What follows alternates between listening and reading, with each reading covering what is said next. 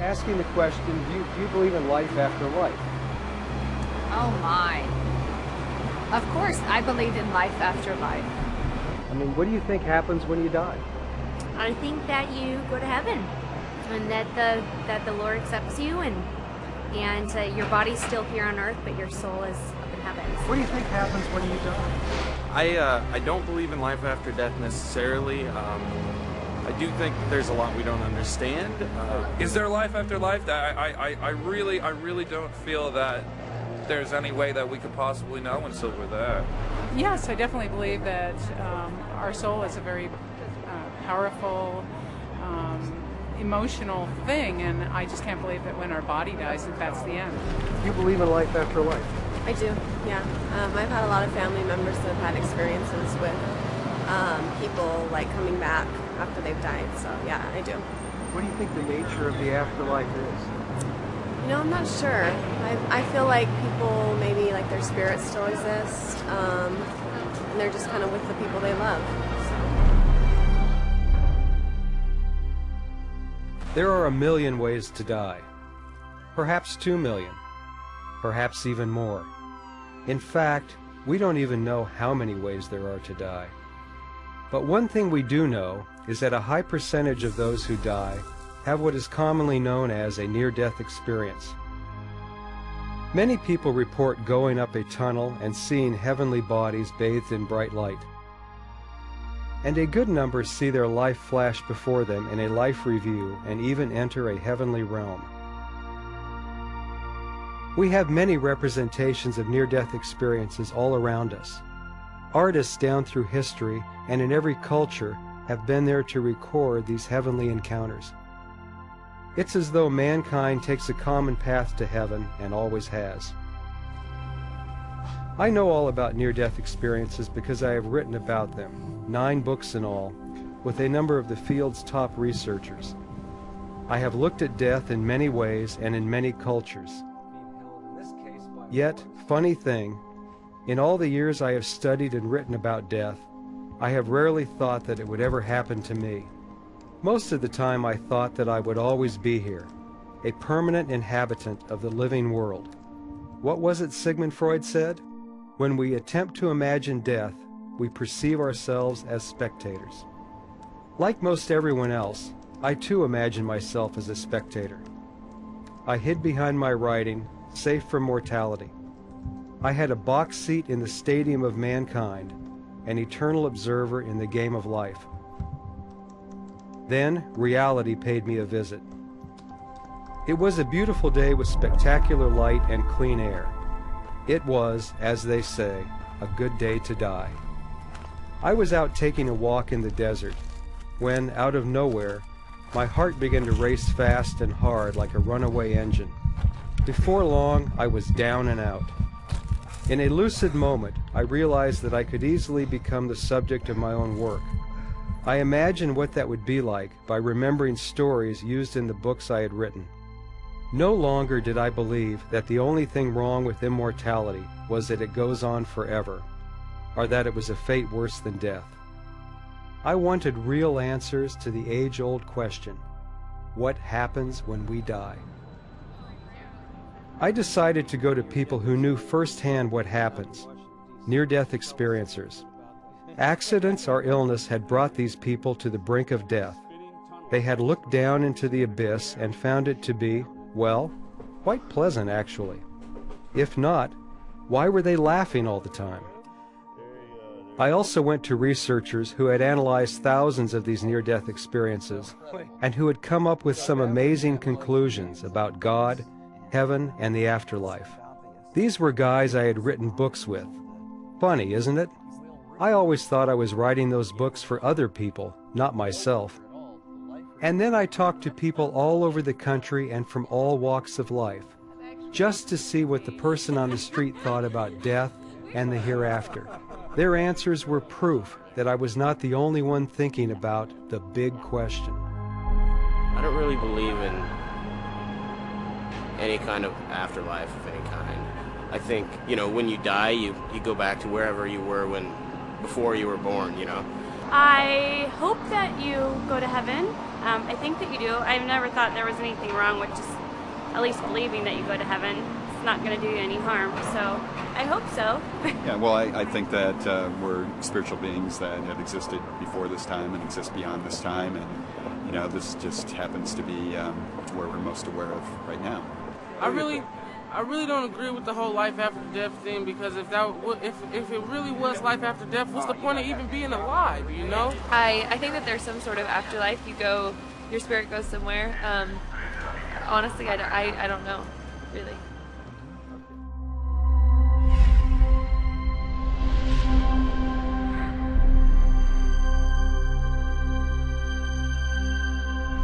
In order to get a modern-day impression of this subject, it is best to spend time with the scientists who are studying this phenomenon now.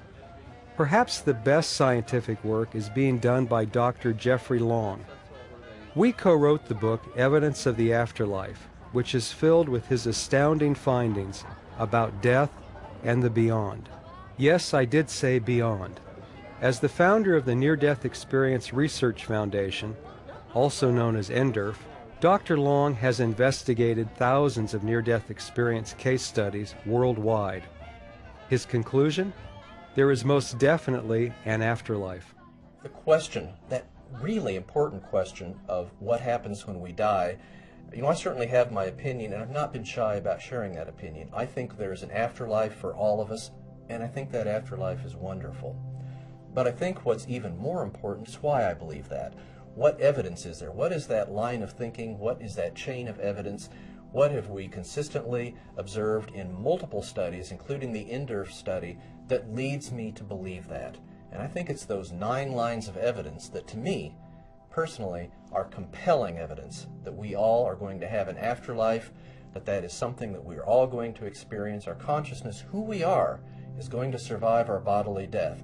And we're going to go on into an afterlife which so many near-death experiencers have heard from call it their real home.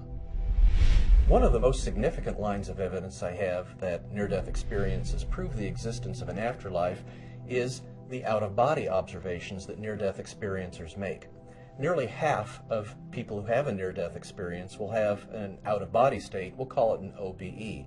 During that time, their consciousness rises up, and usually from an area above their body, they can observe both their own body, often frantic resuscitation efforts, and other earthly ongoing events going on, again at a time that they're often clinically dead. Part of my study was to look at 617 near-death experiences. We found 287 of those near-death experiences involved observations of earthly, everyday events at this time when they were unconscious or dead. And to my considerable surprise, we found that an unbelievable 97.6% of the time, every observation that they were making, everything that they shared in our survey in their narrative form was realistic. In other words, there was nothing that seemed unrealistic about their observations of earthly events to either the near-death experiencer or to myself personally looking over their narrative. The number of people that described a near-death experience while they're undergoing general anesthetic. To understand how amazing that is, understand that when you have a cardiac arrest, you have no potential for a conscious experience. But also, when you're under general anesthesia, you're under a blanket of complete sleep. You have no potential to have any kind of memory, any kind of conscious awareness because of the general anesthesia. But put the two together, if you will, there's doubly no reason for you to have any memory or any conscious experience, and yet that is when these near-death experiencers describe their experience. We know that's true because they typically describe in the out-of-body state during their near-death experience with their consciousness above the body. They see, and some have described dramatically, their electrocardiogram, a measure of heart electrical activity, flatlining. There's the immediate frantic resuscitation efforts that they watch from their ringside seat above their body.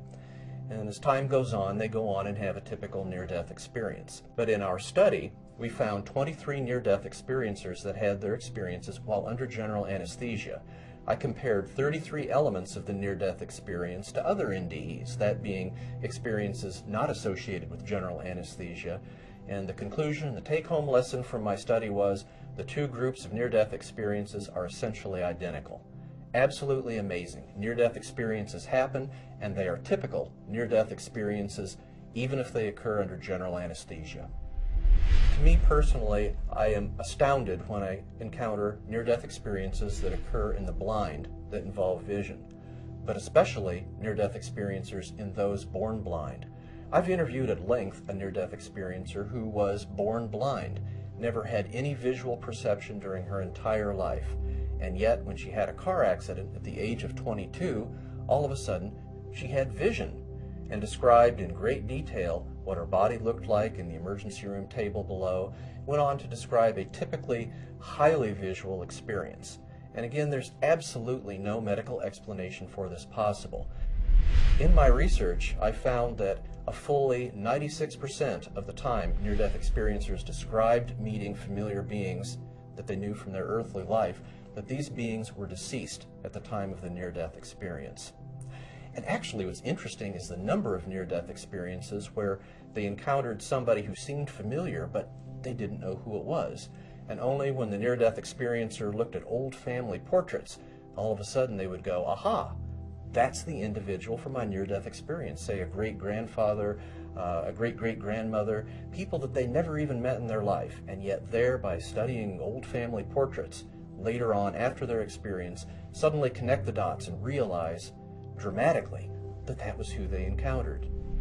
We found in our study of near-death experiences, not only from just around the world, but even in very different cultures and non-Western cultures, the core element of near-death experience seems to be basically the same. Near-death experiences are far more similar than they are dissimilar. It's amazing to think, you know, whether you're an Arab in Saudi Arabia or a Hindu in India or a Christian in the United States, the core NDE experience, what happens when you nearly die, that elements of the near-death experience all seem to be the same. This puts me out, if you will, a little bit on a limb. Here I am as a physician who's actually studied near-death experiences and making an amazing claim that the evidence is so strong that certainly to me it proves the existence of an afterlife. For thousands of years, the great religions have said, take on faith that we have life after death. Take on faith that there's more than just what you see and live in our earthly existence, that you are more, that you are a magnificent being that lives on and on after you die. And you know the incredible thing is, for thousands of years, that message of faith, every shred of research I have, is validated. In other words, it seems to be true, that there really is life after death.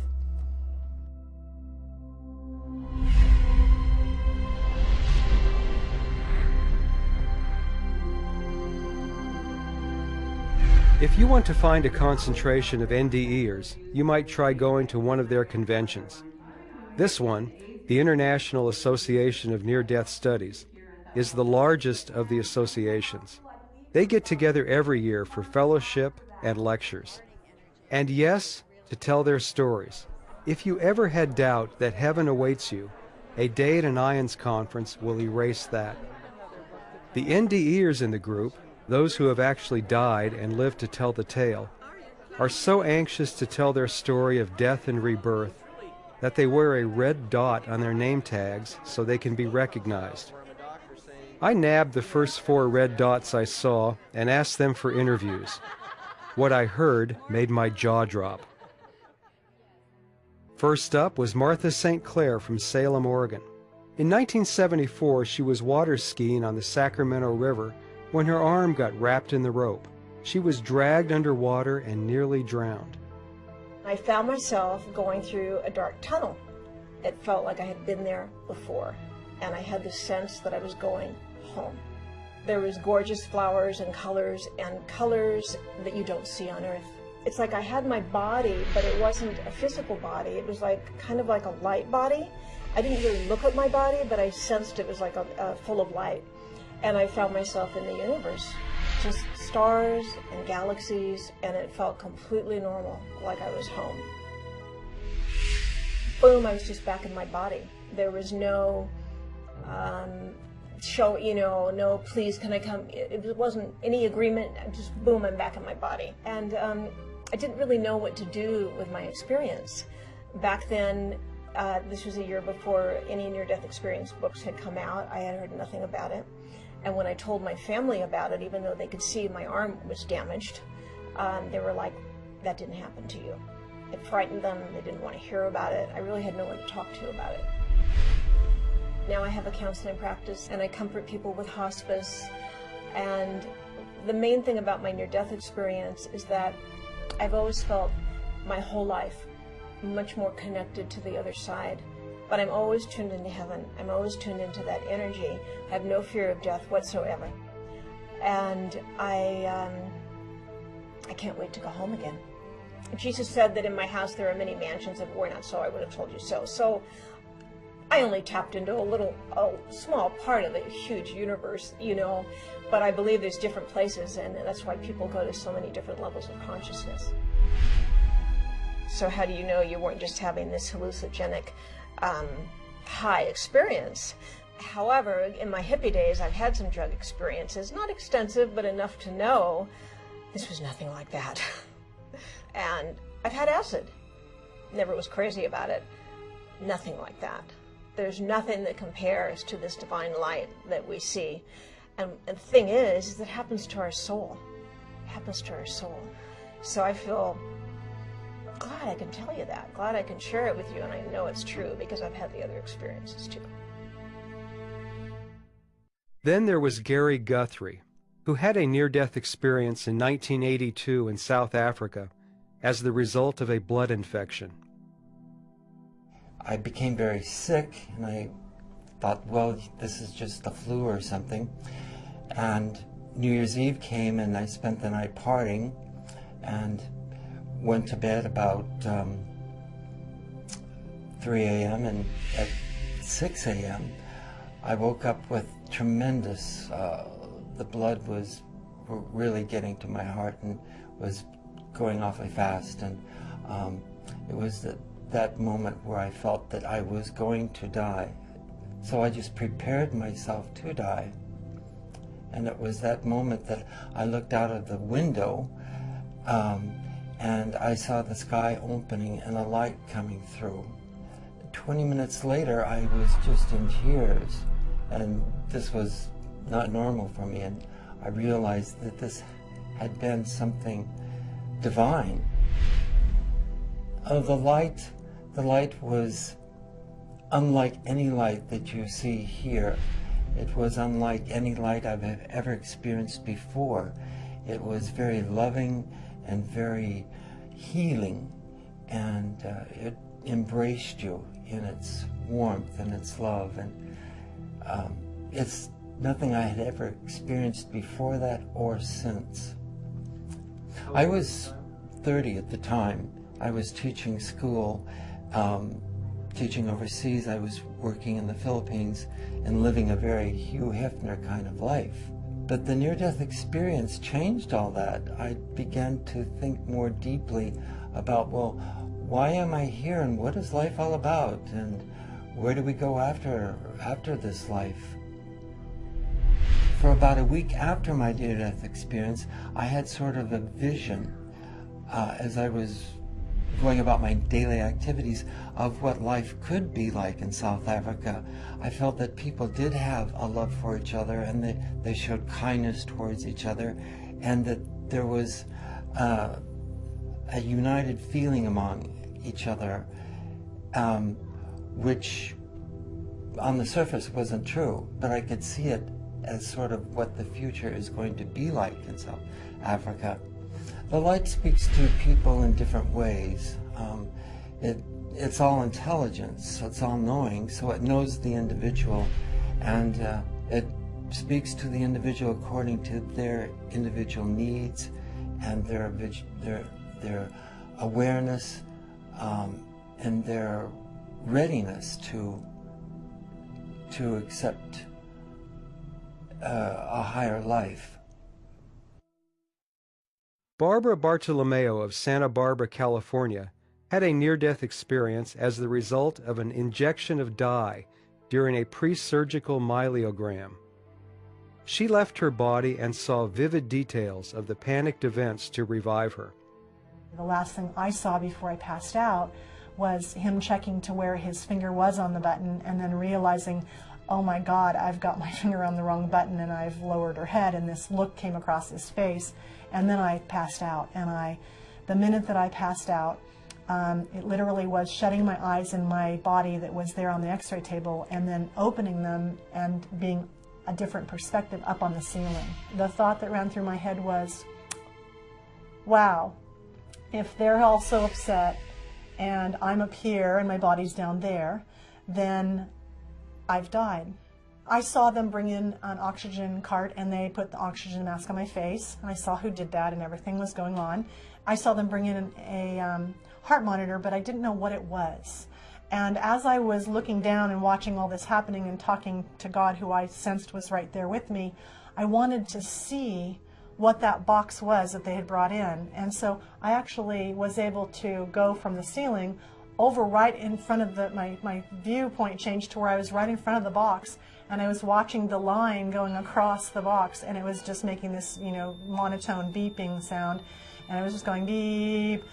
At about 4 minutes into that, they decided that they couldn't get the defib unit in there in time, and they had a conversation, and the conversation was, why don't you try hitting her chest? And everybody kind of separated away from the front of the table, and he arced his arm over his head and it came down and pounded on the center of my chest. So I watched that from up above, and the second time he did that and arced his arm over his head, then my vision just shut from up above, and when I blinked open my eyes, I had the oxygen mask on my face and I was looking up into everybody's faces.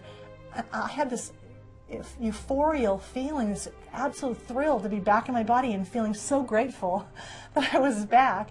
And I wanted to express that. So the minute they took the oxygen mask off, I said, oh my God, that was an incredible experience. I was up on the ceiling, I watched you all, and I could see, you know, everything that was going on and hear you.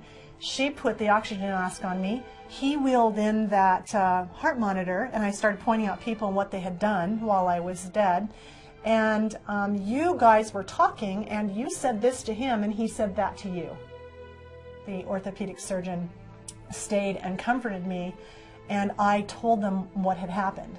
So everybody listened, but then as I went through, you know, was wheeled up to my room after I was stabilized, and this was the night before the surgery, they did the surgery the next day, no one would talk to me about it, because they knew that they had made an error in what happened, caused me to die, and they were afraid of a lawsuit. And I didn't talk about it for about 10 years, but finally a friend of mine was having someone near to her die, and so it bubbled up out of me, and I realized it was my reality all these years, and I knew the story, but I needed to talk to other people to kind of help them, because it totally eliminated my fear of death.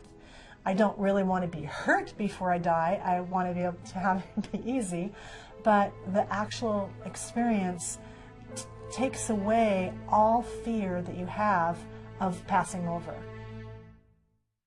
And then there's Jenny Summers, a graphic artist with IBM in Tucson, Arizona. As a young woman, Jenny went to summer camp with a number of her friends.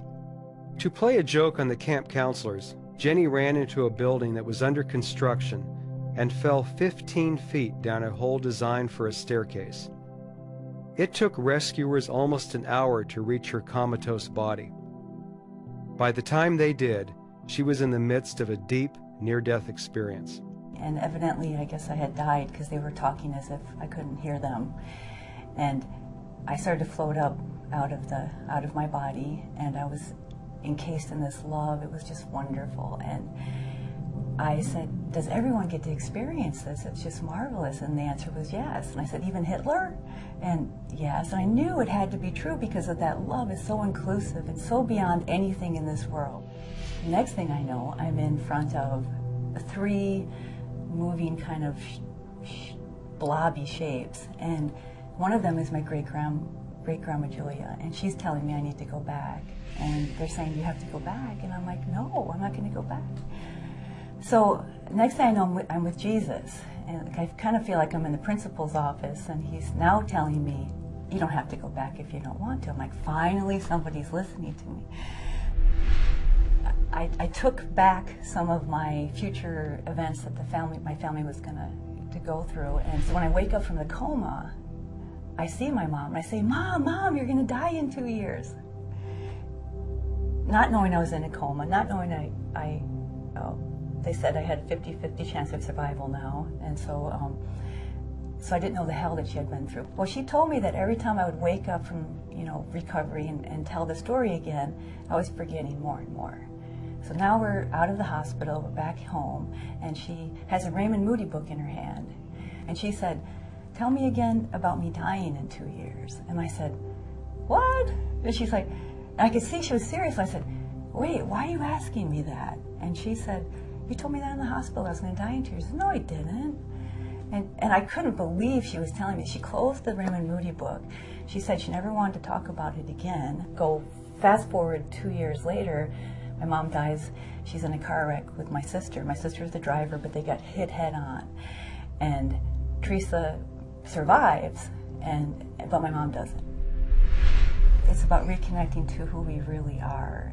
It's a universal mind that we reconnect to. It's kind of like here, we're unplugged from our source, and we try to take our plug and plug it into each other and things.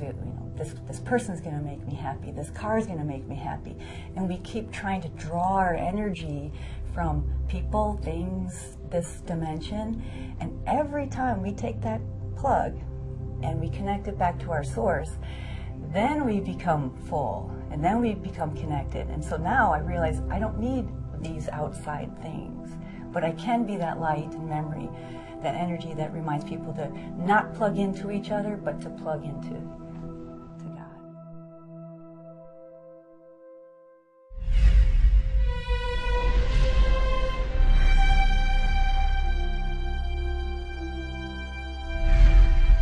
Before leaving California, I wanted to see my friend Leslie Gant, one of the hosts from the MSN program Live Earth.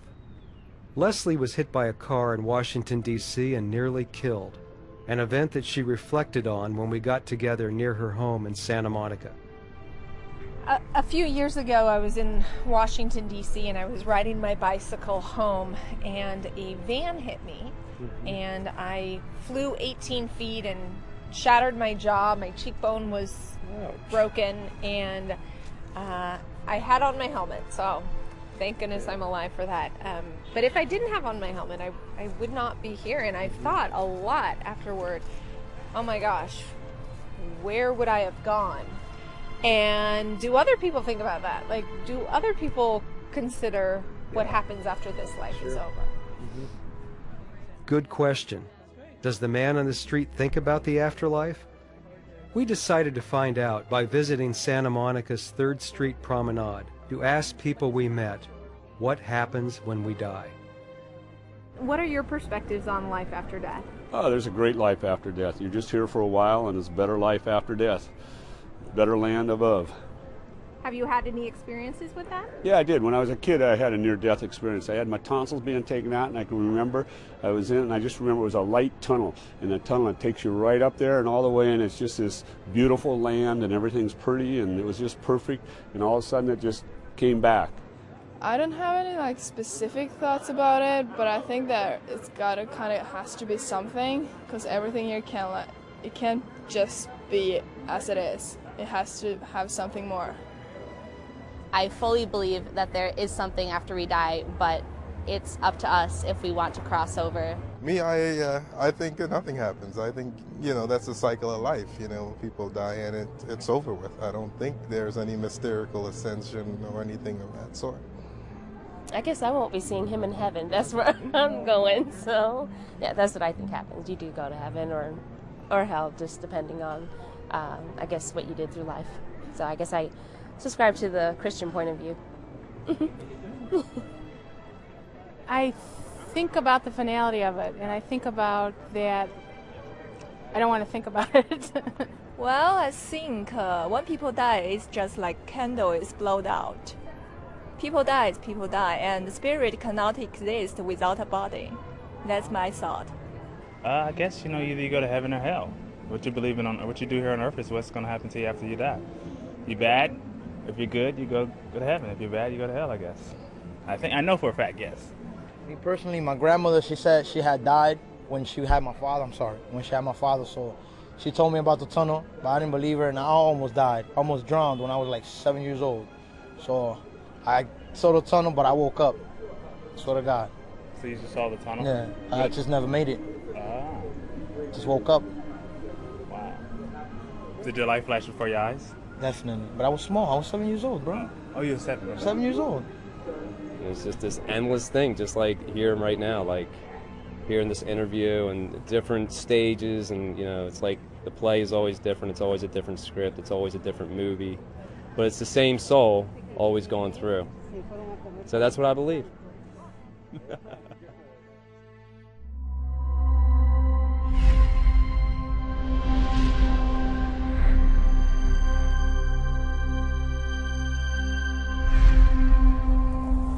I arrived at Dr. Raymond Moody's house in Deep South, Alabama. Raymond, how's it going?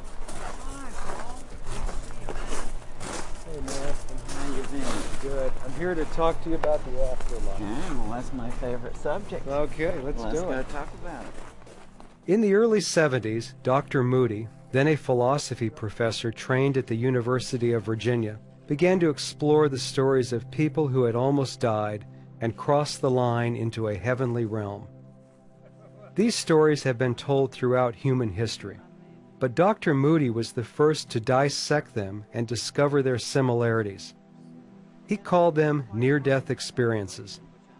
When he wrote about these in a book, Life After Life, the field of near-death studies began. I have written 4 books with Raymond. I even helped him move into his home here in rural Alabama, so I felt very comfortable interviewing him in his living room. But even as well as I know Raymond, I was surprised by some of his answers. You've had your own near-death experience. And based on those two things, the fact that you've heard all of these stories and you have your own story to tell, what do you think happens when we die?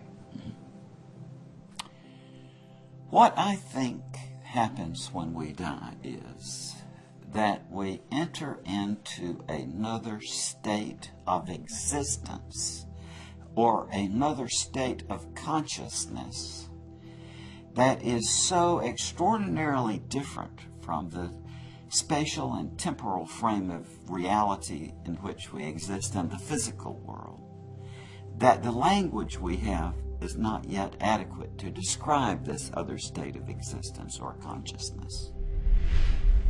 When we leave our mortal body, how do we leave it? What do we look like? People say that in the realm of existence they enter into upon the point of death, that there's no such thing as physicality as we experience in it in this realm. It's not that they have a physical body. It's rather that they have some other sort of vehicle which they find it very difficult to describe, but that it does have a form, that it carries a personality, but that it's just entirely impossible to describe it in terms of or analogously to the kind of body that we have. I've heard it characterized as a spiritual body, for example. That's a term that I hear from a lot of people. So when they come back, they're changed, they're transformed.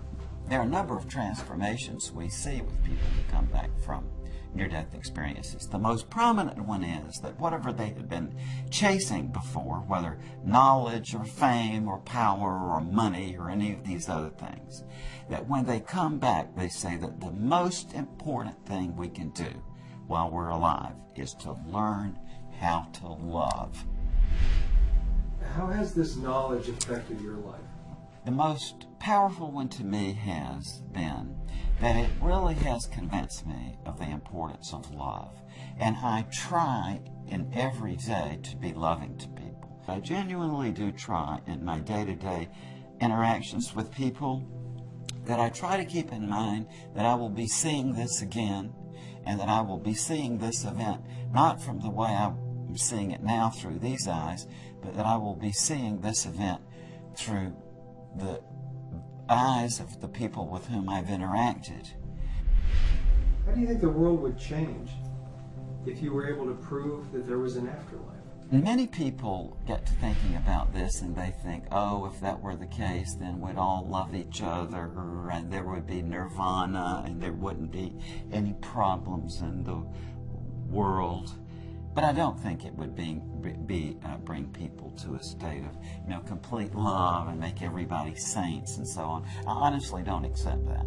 But there is one thing that I am absolutely sure that a rational proof of life after death would do. And that would be that it would fundamentally alter the structure of the human mind. If we could have a rational proof of life after death, then human beings would never again be the same, because the entire structure of our cognitive mind would be expanded. What I can honestly tell you from the bottom of my heart is that I accept that there is a God, and I have a relationship with God, and I talk with Him all the time. What I honestly don't know yet, from the rational point of view, is whether life after death is in His plan or not. And it may well be, if you think about it, that God has something in mind for us that is even more remarkable than what we might call a life after death. In other words, I love God, I have a trusting relationship with God. He hasn't told me anything yet about an afterlife. I'm just going to have to wait and see. The next day, I went back to Dr. Moody's to talk to him about his next field of study, shared death experiences. He feels this subject may provide the best answer yet to the question, what happens when we die? Simply stated, shared death experiences take place when bystanders at the deathbed have the same experience as the person who is dying. Sometimes they say that they went up a tunnel or had a life review with the dying person. Now, the implication of this, if you think about it, is that this really does throw a monkey wrench in the traditional way of debating about near-death experiences. Right. Because what the physiologists tell us, who say that these experiences are hallucinatory, is that as the person is dying, the oxygen supply to their brain is lowered, and hence they have these hallucinatory effects. But if that's true, why would the bystanders have the same kind of experience? Sure, well, why would they? That's very difficult to explain. Yeah. And I think that once these findings come out and are thoroughly understood by the public, we're going to be into an entirely new dimension of discussing near-death experiences, because that old standby that, oh, this is just hallucinations caused by brain damage, that's out the window with these empathic death experiences. Now, if you don't mind me saying this, you and your family had a shared death experience at the bedside of your mother. I did indeed. In 1994, when my mother was dying, my wife and I and my sisters and one of my brother-in-laws were there, and all had astonishing experiences at the moment my mother died. I think it's one of the most exciting fields to study. Oh yes, Paul. The study of afterlife studies, I think this is one of the most exciting. Paul, this is the new frontier of knowledge, because now we have not only this awareness that these near-death experiences are not confined to the people who almost die, but kind of leak out by whatever unknown means to the people standing around. And it is a very paradoxical and astonishing thing to wonder what is going on here. Men love to wonder, said Ralph Waldo Emerson, and that is the seed of science. I am reminded of that quote whenever I am with Raymond Moody. For half of his life and counting, the good doctor has pursued the big question of religion, science, and philosophy. What happens when we die? But there are people out there, millions of them, of all races, creeds, colors, and religion, who don't need a scientific answer. They know from experience.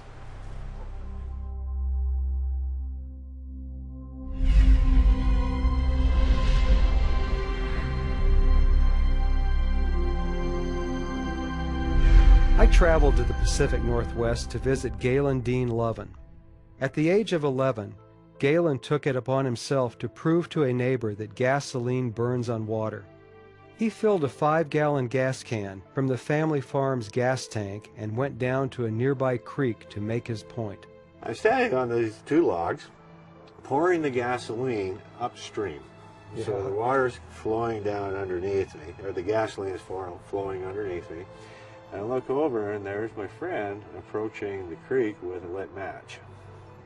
And the look on his face was, I would say, horror. He was doing something he didn't really mean to do but couldn't not do. In a hot second, Galen was covered by gasoline and engulfed in flames. The pain was so intense that young Galen could feel nothing. He collapsed into the water, where his voyage to the other side began. My next awareness is I'm horizontal with my hands by my side and in a funnel. It's not really a tunnel, but it's a funnel. And the inclination of the sides was not that great, but it was obvious. And I was horizontal, dead center, and I was moving along, and I was aware of my body. My whole body was there. I could look and see, and it was physical. Okay, it was very physical. And inside the cone it wasn't a vacuum, but it wasn't anything in particular other than something. I knew outside of this funnel there was more substance. It felt more solid on the outside of the funnel. I'm moving along a bit, and then look ahead and I see this little tiny pinpoint of light, a little white light. And at that point my speed really picks up. So I'm accelerating like crazy. Okay? It's not that I reach a fast speed and stay at that speed, but every millisecond I'm moving faster and faster and faster and faster. As I'm doing that, the sides of the funnel are expanding away from me. I'm still dead center. I'm still physical. I'm still able to look around. And this feeling of excitement, this feeling of anticipation, this feeling of joy was just overcoming me. It was all bursting out of my chest. It felt so good. And just at that point when I'm almost there, I mean, this light is big, the sides of the funnel are pretty much gone, and I'm almost in the light, right? Wow, I wake up in the bottom of the stream, and I am just furious. That was my first instant reaction, even before I really was aware that I had slime in my mouth and everything else, was I was just pissed that I was here. Galen raised out of the water and began to assess the damage to his burn-ravaged body. Sheets of skin hung from his arms, exposing bone and muscle. From a vantage point outside of his body, he watched as he ran to the farmhouse to get help. Rushed to the hospital in Edmonton, Canada, Galen was lucky to find that 2 burn surgeons from Houston were visiting to give a seminar on the latest treatment of petroleum burns. Within minutes, Galen was in surgery. You know, I look like a toasted marshmallow. Any war pictures you see in napalm victims or wherever, they have no discernible features, right? They're just a bloated mass. That's what I looked like. I had no mouth, no ears, no eyes. I couldn't see. The IV was hooked up into my foot because that's the only place they could find any place to put it. And I was on a morphine trip for the next 4 weeks. Through months in the hospital and years of pain and surgery, Galen continued to think about his journey in the tunnel and his near encounter with the light. Death revealed its nature to Galen and gave him special knowledge. Listen. I would say that's the first time I became consciously aware that we live beyond this life. Okay, I absolutely knew that. So from that point on, death had no hold over me at all. I was fearless. I probably pushed the envelope more than once, right? But I also found out I became really good with people who are dying. I could just be around them. I didn't have to do anything at all. They just felt better. And I thought, oh, isn't that interesting? It's probably because I never really came back. You know, my trip was interrupted. And I always thought, up until recently, I always had one foot on the other side, right, straddling the fence of life. And so what I absolutely am certain of is that whatever it is that we do after this moment of time, it is a good thing. It's peaceful, it's joyous, it's harmonious, it's exciting, it's a higher level of intellectual being, if you want to call it that. And there's a connectivity there to this larger universe than we have here now. Galen says he isn't waiting for science to make a decision for him. He believes in the afterlife and has no fear of dying when his contract is up. The same is true of Lupita Kirkland. At the age of 13, Lupita and her family traveled to Acapulco for her coming out party. When Lupita and her family checked into the hotel, they were treated to a concert just below their 8th floor balcony. One of Lupita's sisters recommended that they run to the lobby and watch. Lupita did just that. But unbeknownst to her, someone had closed the sliding glass door going back into the room. Lupita ran through the door, which shattered into sharp shards and covered her with 1,000 cuts. I saw a lot of blood, like somebody pouring full hose, full of blood all over the place. And so my dad grabbed me and he put me in the bed and he wrapped a blouse to compress on my wound. And so he asked me to, because I have wounds all over my veins, he asked me just to hold them so I could cover the wounds here in my arms. And I realized that I was gonna die. So I told my dad that I'm going to die today. I saw my body in the distance and I was like in the room and I had the vision of my mom getting the doctor, and as she was screaming and crying, and I felt sorry for her. I wanted to console her and let her know that I was okay. Even though I was afraid at the first moment when I was detached from my body, an overwhelming sense of peace came all over me, and I knew I was okay, that I was going back home, and I wanted to share that with my parents, that I was okay, but I couldn't talk to them anymore. And I saw my dead body just laying there, and the doctor came, and I remember him saying, "Oh my God, she's not gonna make it." I saw the tunnel. It seemed to be made of dark clouds. At the end of the tunnel, there was a light. At the end of that light, I saw the image of what I believe is Virgin Mary, and I was reviewing my life with her, and we spoke about my mission in life.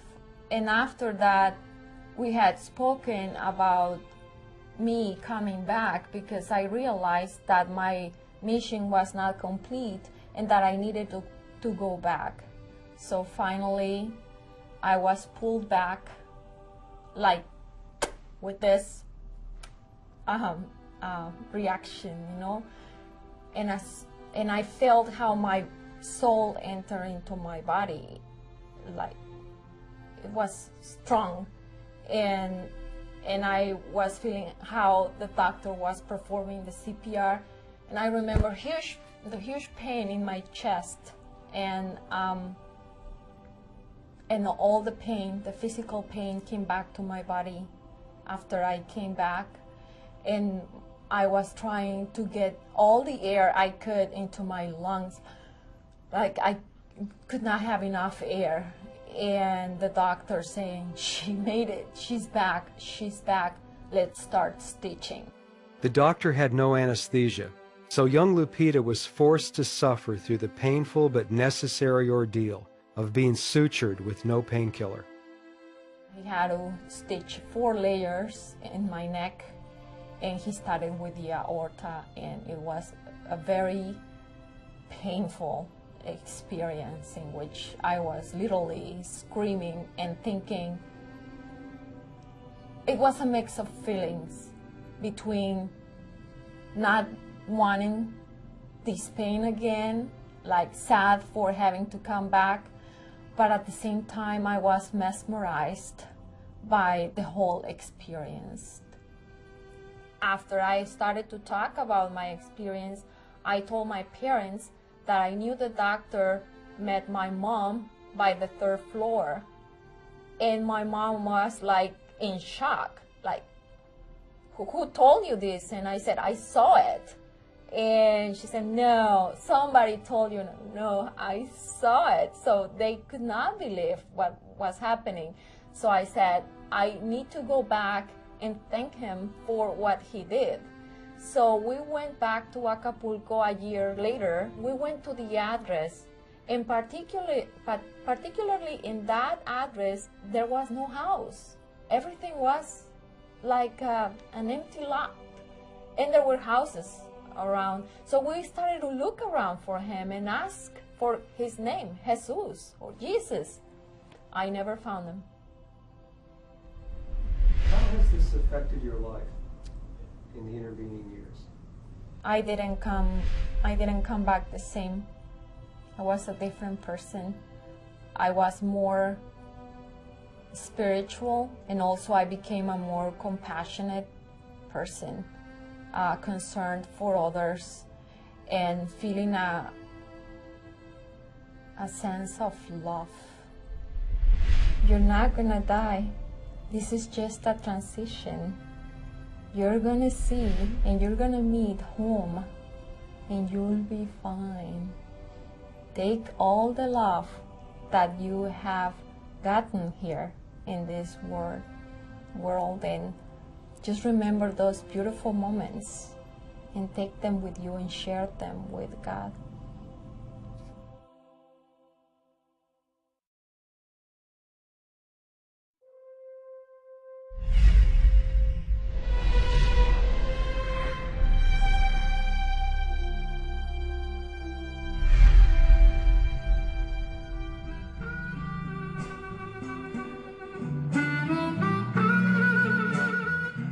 New Orleans has been called many things, from an ingrown, self-obsessed little city to a place that can drive a sober-minded person insane. The religious and the profane love this noisy, drunken city on the Mississippi because it confirms their mutual belief that the likes of Sodom is alive and well in the world. And both camps can definitely agree that this American city made it through a near-death experience at the hands of a hurricane named Katrina. And it is here, in this city of death and resurrection, that I brought together our scholars of the afterlife, Raymond Moody and Jeffrey Long, to summarize their feelings on mankind's greatest question: what happens when we die? Brought you here to New Orleans to talk about the afterlife, namely what happens when we die. What does your research tell us about that? And also what you can talk to people about who are afraid of death. What you can say to them, because you're both the experts. Well, Paul, I can say positively that I think we do know a little bit about the entranceway to the afterlife now. We know that initially people go through experience of seeming to leave their body, going into a realm of light, seeing their relatives who passed away, reviewing everything they've ever done. And as this extends, I gather, they are able to continue their intellectual pursuits, and also that love seems to be almost the foundational organizational principle in the afterlife, that we still maintain love and that we still have our personal identities to some degree intact. Absolutely fantastic, the research we're doing. Certainly in humility I would point out that what we don't know far exceeds what we do know, and yet what I consider to be so positive about the research I've been doing is that we're now at least connecting some of the dots, developing some understandings, and some of the understandings that we're coming to are absolutely remarkable. I think they could literally change the world in terms of their impact on people. If people could just know what we know, that we don't really die, that there is an afterlife, it's for all of us, it's wonderful, and that we don't have to fear death. But yes, you guys, and you that we have taken the research so far. I mean, I'm curious to know what you can say to people who fear death. We have every right to say to people that you don't need to fear death. This gives a great basis from which to work with patients on their fears of death, because this is solid information now that does convey hope, and that people who've lost a loved one to death, which is the worst pain that life can bring, can be comforted now by the fact, as I regard it, that there is a world beyond in which we can be reunited and continuing our relationship with our loved ones. And Paul, I think in the books that we've all written together, what I think is most important is that this is not wishful thinking, this is not speculation, this is solid evidence based on solid principles, research with scientific basis, and it's with that underpinning, with that knowledge that we've gained through our research over the years, that we can have that confidence in saying, yes, there is an afterlife. And there it is. Maybe the void we all fear at death isn't a void at all, but instead a gateway to an afterlife. Perhaps our death is, as Dr. Moody said, an experience of love and learning so unique that we can't perceive it without the help of God. Perhaps at death, our life has just begun.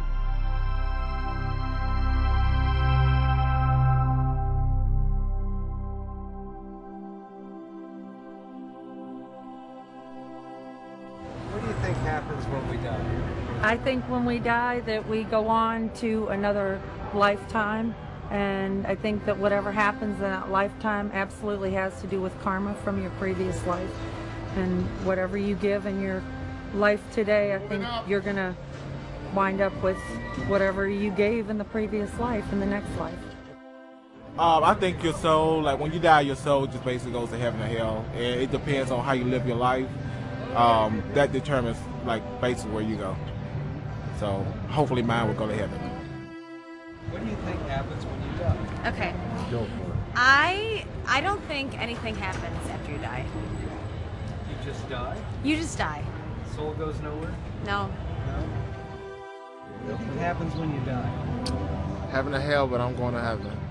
Yeah? One day I'm going to get on track when my beliefs actually line up to what I'm doing, but that's just my beliefs. What do you think happens when you die? Your body goes to the ground, your soul goes to heaven. That's your other life. It's called the land of milk and honey. Jesus promised, whosoever believes in me shall sit at my right side of my Father. That's in the Bible.